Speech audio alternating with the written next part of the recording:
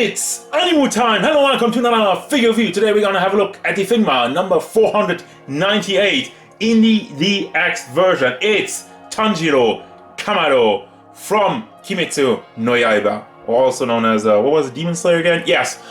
Disclaimer, I do not watch the show. I have not read the manga. I picked this figure up because it looks cool and has a bunch of awesome special effects. And I did pick up the DX version for one reason, and one reason only. Potentially one of the best accessories ever, but we'll get to that. And it has like, I like that they did like a little bit of a slider. That's the actual box without the slider, just giving you a little bit of a look at that. It's a standard Figma box. We have some poses in the back. And yes, finally, it's time to have a look at the figure. Let's go. So I heard you like figures. I do too. I have a couple of them. So if you like a wide variety of figures, wide variety of content, reviews, you should really subscribe to this channel. Get on board, get with it, like, subscribe, and let's go. Whew, well, it's been a while since I reviewed a Figma, hasn't it? Haha, you guys like that stuff? Let's have a look at the size. He stands about, okay, I'm gonna stop this voice now. Stands about 5.2, almost 3 inches tall to the head. Now we're looking at your centimeters, that'd be 13.5 centimeters. Size comparisons. Here's Jalter, Figma Midoriya, NECA Raphael, Mattel Stone Cold Steve Austin, and Darkseid. Obvious change of pose because I had to re-record this part. Camera didn't work so well. Damn it. Alright, Tanjiro, my boy. A disclaimer once again, I have not seen Kimetsu no Yaiba, Demon Slayer, so if there's something I'm calling wrong about his design, his outfit, feel free to correct me in the comments and don't be a bitch about it. Alright? Alright? Thanks. Thank you very much. Now, one of the things of the show, and one of the things that really wanted me to pick up this figure, other than his kawaii sister, review coming whenever that figure's coming out, but anyway, is the art style. That is something that really stood out for me when I looked at the art of the anime and even like the manga. And that is reflected also well in this figure, and Figma does a really great job with these things. I mean, look at the eyes, a little bit rectangular, it has some red in there, it has tons of detail around it as well. The mouth is split up for some reason. Maybe you can explain, somebody can explain that to me if there's a reason for that, and if that's always like that in the artwork. Then you have, which I assume is a burn mark on the top of his head, very cleanly done. Has some earrings with a little bit of red and gray, and the slicked back hair, which actually looks pretty good, goes in lots of different ways, has lots of strains in it. And it's just me, I think it also gets a tiny bit darker on the lower half of it. It's like more brown and like more black in the lower half. And you got the color and our first point of paint bleeding, which it's bound to happen with this one because you have like a black, mostly black base, and then you try to paint white over it. It usually doesn't have the best results. Have the buttons in the chest area and some more white, which does look clean for the most part. Got the sword holster. Is it a holster? I keep forgetting how to call this. The thing where you put the sword in, okay?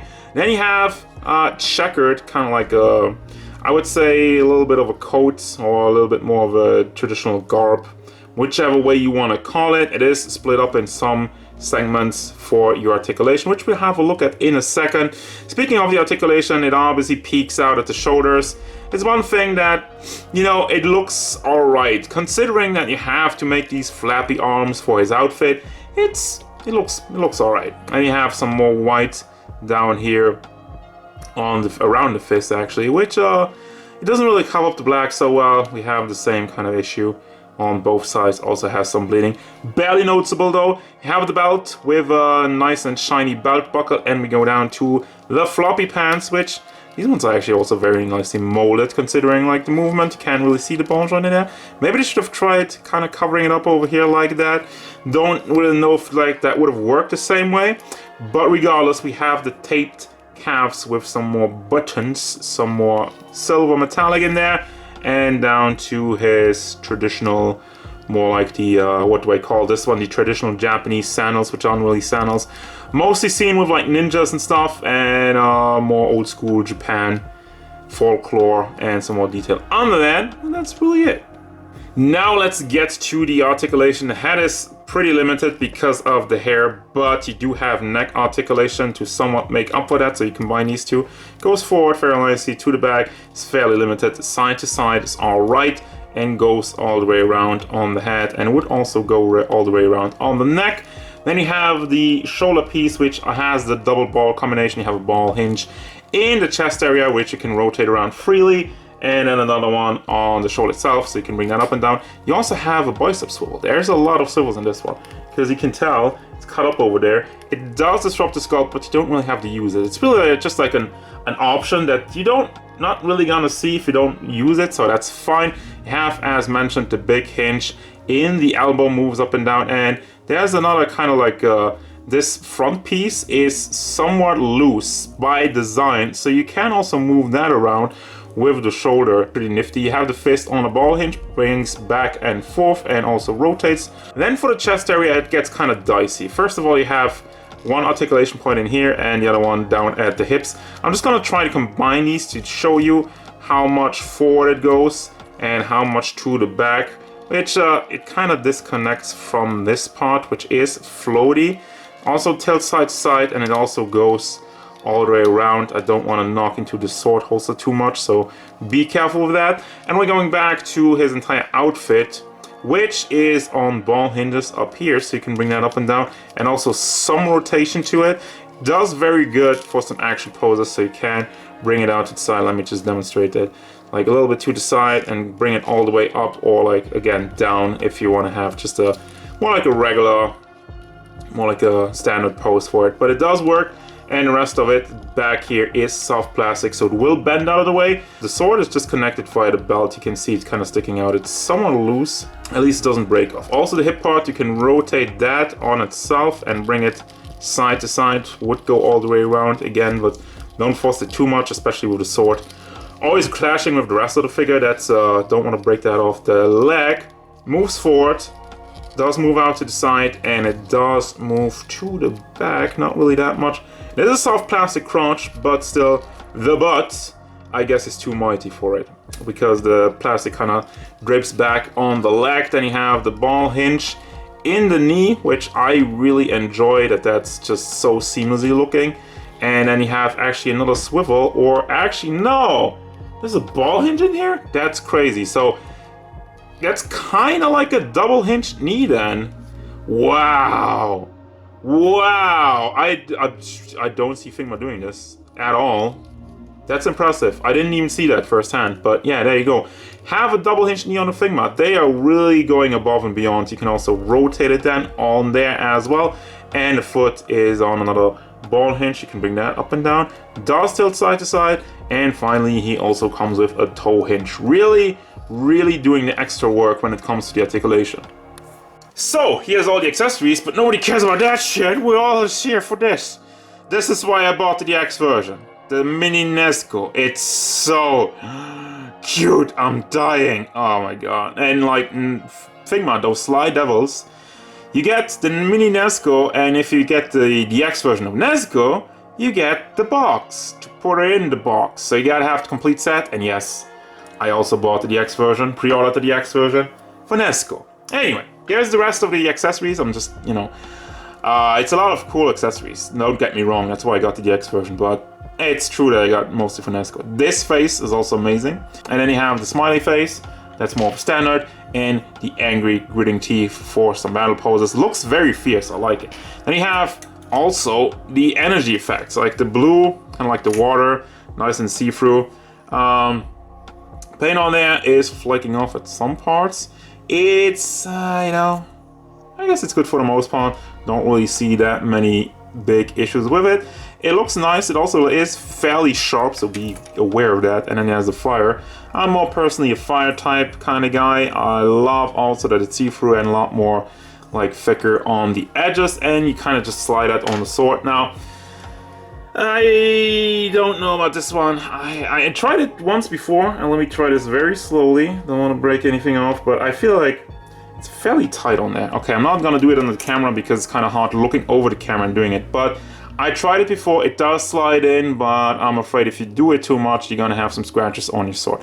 I've done it once so far, the sword still looks intact, so yeah, it can be done, just be very, very careful with it. The sword also looks nice and detailed, has like the metallic gunmetal kind of color on the blade itself.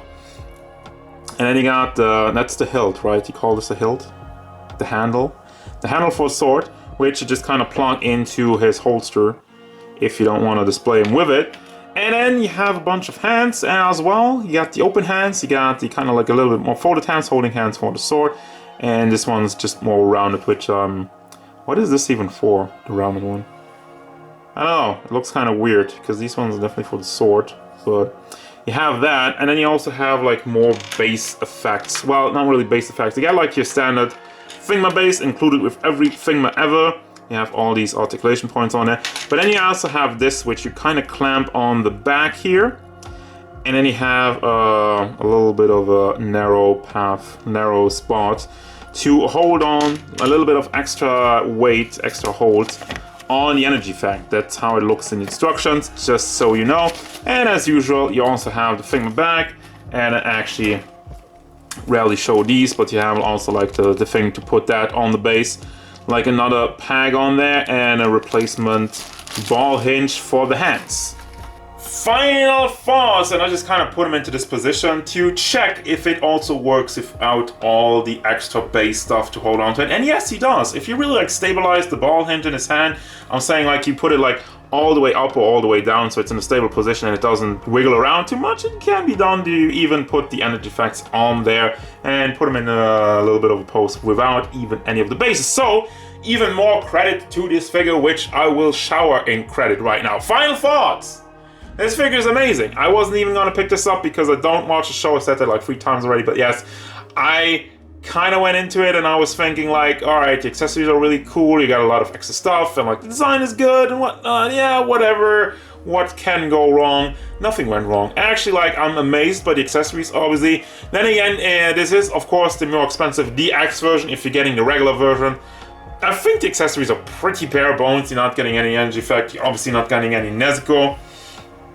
But hey, I mean, it is standard and it is a lot cheaper, even though, like, we know about Figmas, guys, when we talk about this a lot. Figmas are not, you know, you wouldn't call them cheap, especially.